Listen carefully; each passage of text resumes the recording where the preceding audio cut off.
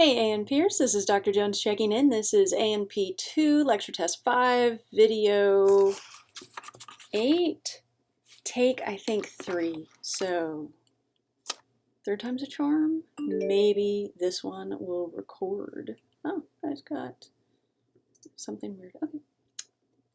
So, we are in the middle of the urinary system. So let's keep going.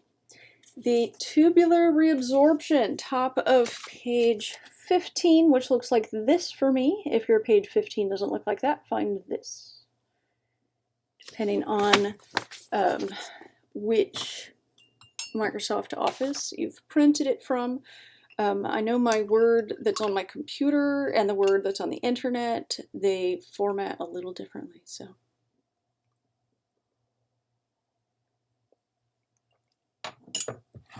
The next time I go through my note sets, I'm going to make them, because I designed these note sets to be written on by hand, and when I edit these the next time, I'm going to make them more friendly to typing into, so we'll see how that works.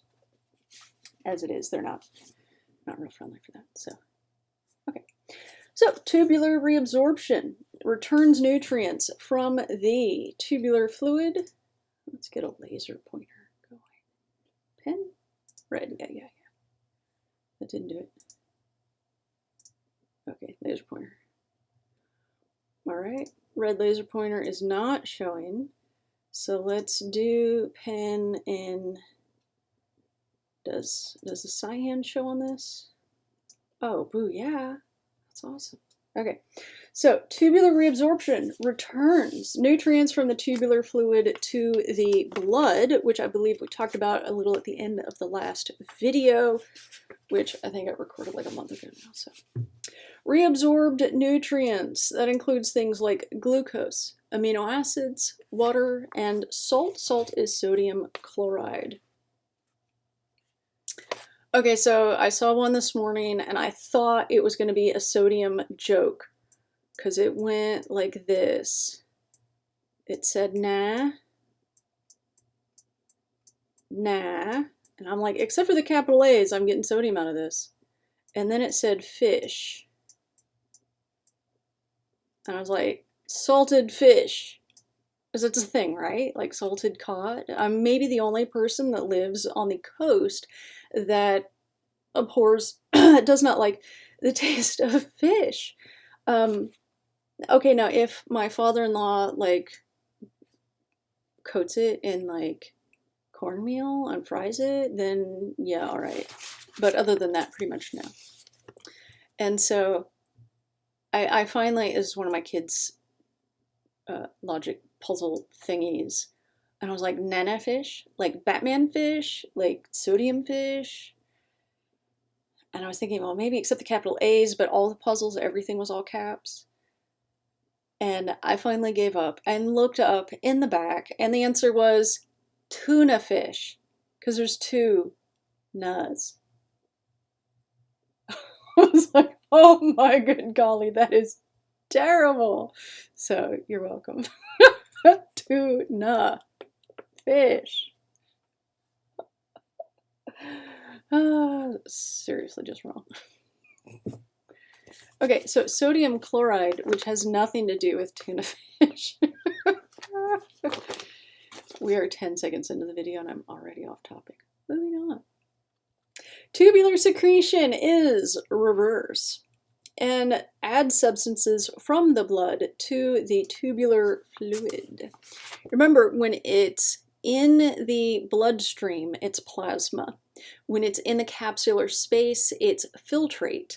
And when it's in the PCT, DCT, or nephron loop, then it is tubular fluid. And it won't be urine until it enters at least the minor calyx. So minor calyx, major calyx, renal pelvis, ureter, urinary bladder, urethra, all of that is urine. But while it's in the tubules, it's being acted upon and changed. So it is tubular fluid. Okay. So renal threshold, I know I've told you this before, it didn't record. is the plasma concentration at which the substance/ion spills into the urine. So most important here is going to be glucose. So if you are eating moderate amounts of glucose with sugars along, then your kidneys can catch all of that glucose and keep it from exiting the body into the urine. So you're within the renal threshold. But say you get one of those 44-ounce big gulps diabetes in a cup with like 6 different sugar syrups in it, all the flavors at once. And more importantly, just soda. That much sugar soda is really terrible for you. And a couple of Bear Claws, donut, I don't know. Anyway, so if you eat a high sugar load all at once, or drink a high sugar load all at once, because if you drink it, it still counts. I don't process sugar real well, so I'm a little anti-sugar, just for me. And you will cross the renal threshold. So you will eat or drink enough sugar that the sugar that gets into the filtrate as it goes through the renal tubules, there is simply too much of it. So it overwhelms the kidneys, and then the glucose is lost in the urine. So that is crossing the renal threshold, that is spilling glucose into the urine. Next term, glycosuria, that is where you have, this has a U in my note set. And that is where you spill glucose into the urine. I think my note set's probably wrong. We should look that up. And that's where the glucose is in the urine. It happens briefly after a high sugar carb meal, also characteristic of diabetes mellitus. So remember, diabetes insipidus is a lack of ADH and causes lots of urine. Diabetes mellitus is too much sugar in the urine, and that causes lots of urine. So the constant there in the diabetes term is the excess amount of urine. Diabetes mellitus is because of sugar. Diabetes insipidus is because of not enough antidiuretic hormone.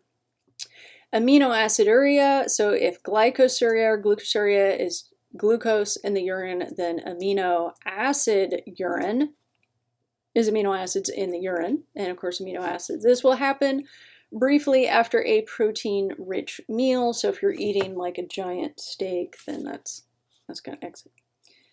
And what happens to megadoses of water-soluble vitamins? They get peed out.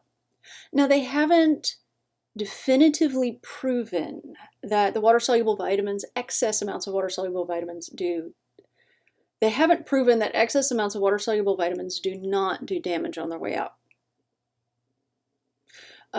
So fat-soluble vitamins, of course, you never megadose on, because that gets stored in your fat cells, and then the next time you go to lose weight, then you can actually overdose on vitamins, which, no.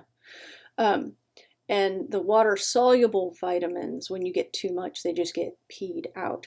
So it's better to take a small amount, a regular amount, the daily recommended dose, or like half of it every day, so that you have it in your bloodstream when you need it, instead of megadosing every now and then, and the excess is just going to get peed out. That doesn't mean you'll still have some in your system the next time you actually need some.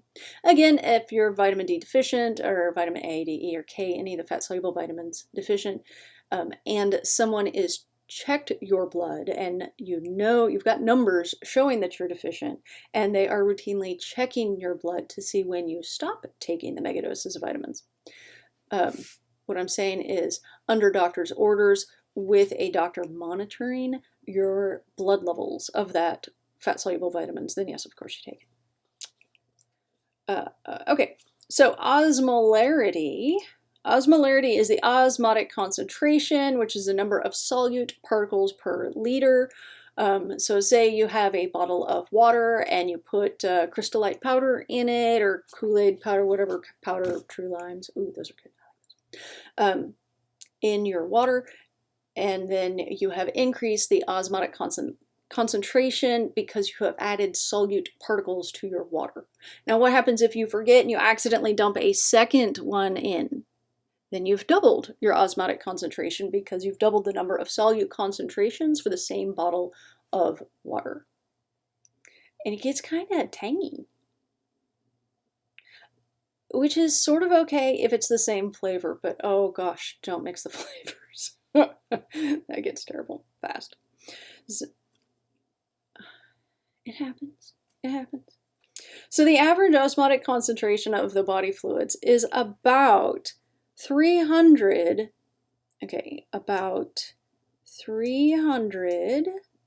milliosmoles per liter, which is a lowercase m, a capital O, lowercase s, lowercase m per capital L. So spelled out, it's milliosmoles, milliosmoles. So this is the abbreviation of milliosmoles per liter, which I think is absolutely brilliant and hilarious and kind of cute. So, next slide. Proximal convoluted tubule reabsorbs 60 to 70% of the filtrate. Let's see if our cyan still works on the blue background. 60 to 70%. Y'all see that okay? Including organic nutrients, ions, water, and plasma proteins. Specifically, mostly the albumin. The albumin should be the only of the plasma proteins that makes it through into the filtrate, though all of the rest should be filtered out by the filtration slit. Excuse me. Reabsorbed materials enter the peritubular fluid. I know we've said that, but I can't remember if I said that on a video that didn't take or not. So the fluid around the tubules is the peritubular fluid, which you may well know, and it may be new information. I don't remember if it's from video that recorded or not. And they diffuse into the peritubular capillaries and are quickly returned to circulation or bloodstream, either way. So 5 major functions of the proximal convoluted tubule. 1, reabsorption of organic nutrients. Yellow doesn't show very well. 2, active reabsorption of ions. Active means, you got it, burns an ATP. 3, reabsorption of water. We'll talk more about that. Did we already talk about that? Facultative versus... No, I don't think we talked about that. Okay, we'll get there. 4, passive reabsorption of ions. It just happens.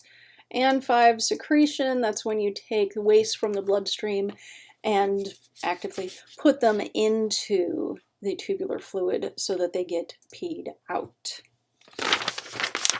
That was page 15. Now let's do page 16. I put a timer on here and forgot to start it. But we'll do 2 pages because I had written down that video 8 was pages 15 and 16. So we'll do it that way again. Nephron loop, top of page 16, reabsorbs half the water and 2/3 of the salt, 2/3 of the remaining salt. The ascending limb is impermeable to water, but freely permeable to solutes. And this is sometimes abbreviated capital T, capital A, capital L, so tau, better than how. And it pumps sodium and chloride out of the tubular fluid. So I am in the way here. By me, out of the way, out of the way. I think that's as far up as I can go. Okay, so here you have the thin descending limb, the loop, this is the nephron loop, or loop of Henle, and this is the thick ascending limb. So this black line here indicates that this thick ascending limb is impermeable to water, but permeable to solutes. So this does have pumps, and these pump salt and sodium and chloride salt out of the tubular fluid into the peritubular fluid, being the fluid around the tubules, peritubular. And so these numbers here are the osmotic concentration of the peritubular fluid, which you see we started at 300 milliosmoles. And then as we get deeper here, we're pumping more salt out, and it's getting much, much thicker, saltier, as we go deeper into the renal medulla. We need a different color now. Ooh, yellow. Let's see if the yellow. So here's our thin descending limb. The thin descending limb is freely permeable to water, but impermeable to solutes. So we start at 300 milliosmoles per liter here, and as this not urine yet goes down, because the concentration in the peritubular fluid gets thicker, we lose water thanks to osmosis. Osmosis is the movement of water across a semi-permeable membrane that's freely permeable to water, but not freely permeable to solutes. Yeah, that's what I said. And so as the water leaves and the solutes are left behind, the tubular fluid gets saltier, it gets thicker. As it loses water, it's just like when you make a reduction. You start with this much sauce and then you let it boil off until you've reduced it by half, and you've got the same flavor, but with half the water, it's so much richer and thicker. Okay. So then as the salt is pumped out, the tubular fluid, the milliosmoles, the osmotic concentration decreases again. Okay, so this is the countercurrent multiplication. Is that, the word's not on this page, is it? That word is at the top of the next page. So this is the positive feedback loop where, because this salt is pumped out, of the thick ascending limb, it draws more water out of the thin descending limb into the peritubular fluid, which creates a thicker, more concentrated tubular fluid at the bottom of the nephron loop, and that speeds the activity of these salt pumps, which increases the osmotic concentration of the peritubular fluid, which pulls more water out, which speeds the activity, which increases the activity of these salt pumps, which increases the peritubular concentration, which increases the osmotic loss of the thin descending limb. So this is our positive feedback loop. This is our third positive feedback loop, or maybe we did blood clotting and countercurrent multiplication and childbirth. So those are the three that we are covering this semester. There are more in the body, but that's not today. Neither here nor there. Okay, so water moves out of the descending limb. Back to the note set. Let's start at top of page 16. Make sure we get all these words down. Nephron loop reabsorbs about half the remaining water, 2/3 the remaining salt. Impermeable to water, freely permeable to solutes, pumps salt out of the tubular fluid. The long ascending limb of the juxtamedullary nephrons creates an unusually high solute concentration in the peritubular fluid. That's why the juxtamedullary nephrons are the ones responsible for making the concentrated urine, because they go deeper into the renal medulla where the osmotic concentrations are much higher. This example they give us deep in the renal medulla is 4 times higher. So, and it's also higher for other reasons, which we will talk about, and it will be a test question. Water moves out of the thin descending limb, increasing the tubular solute concentration, and this allows the production of a concentrated urine. Boom. Okay. What percentage of the initial filtrate reaches the distal convoluted tubule? 15 to 20%. Throughout most of the DCT, sodium and chloride are actively transported out of the, I don't think this is the picture we want. Here, there's the picture we want. out of the tubular fluid. The hormone aldosterone from the renin-angiotensin-aldosterone system. They've changed the name of the system, or how they refer to it in our book from previous edition to this edition. So that's why your book has the RAAS, and we have the RAS in most of the note set. So I didn't catch it in time. And it makes less sodium in the urine.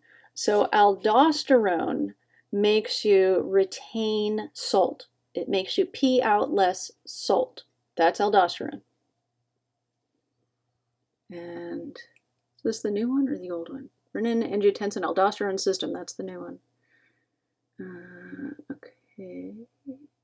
Restore stimulus, we're going this way. Angiotensin. They've changed these pictures. Aldosterone increases salt retention. And when you increase salt retention, that increases blood volume. And the hormones CT and PTH regulate the process of calcium reabsorption, which we have talked about. A few ions and compounds that can be secreted at the DCT. Secreted means added to the tubular fluid. So we have potassium, hydrogen, ammonium, bicarb, etc. Two ways to regulate solute and water loss at the collecting system. With aldosterone, we said, increases the salt retention. So it increases the activity of the sodium pumps in the DCT, the sodium pumps that we just looked at. So go back another page. These. It increases the activity of these sodium pumps. Let's return. There we go. And the DCT and the proximal collecting system, so you reabsorb more salt, so you pee out less salt. And ADH. This one's cool. It adds aquaporins to the DCT and the proximal collecting system, and so you reabsorb more water. So the aldosterone and the ADH work together to make you reabsorb more salt, and ADH, increase fluid retention. They both make you increase blood volume, and increased blood volume increases blood pressure, which gets us back to homeostasis. The collecting system reabsorbs sodium in exchange for potassium, bicarb in exchange for chloride, and urea. Urea reabsorption at the papillary ducts. Urea is reabsorbed at the papillary ducts. Last question. Excuse me, some in my throat. And that helps countercurrent multiplication, because that's what I referred to just a second ago. It increases the osmotic concentration of the peritubular fluid in the deep renal medulla. The collecting system is important in controlling pH of body fluids. It secretes either hydrogen or bicarb. If the pH is too acidic, if it drops, if the number gets smaller, that's acidic, then the hydrogen ion is pumped into the tubular fluid while the bicarb is reabsorbed. And if it's too basic, and we mean basic like alkaline here, not like basic, then if the pH number gets bigger, if it gets too big, too basic, a little basic's okay, too basic, then the bicarb ions are secreted, peed out, and the hydrogen ion is pumped out of the tubular fluid. All right, that was our 2 pages. And then countercurrent multiplication is next. So thank you as always for tuning in. It's nice to virtually see y'all here. So this has been a video lecture for A&P 2, lecture test 5. This was video 8 again, covering pages 15 and 16 again. And fingers crossed it will take this time and you get to listen to me complain about it. And thank you as always for tuning in. The education must go on. And I haven't done this a while, so it's Command, Control, Escape. I had it kind of like worked out in my head and I always got it right. And And now I've forgotten. So let's see if this works. Fingers crossed.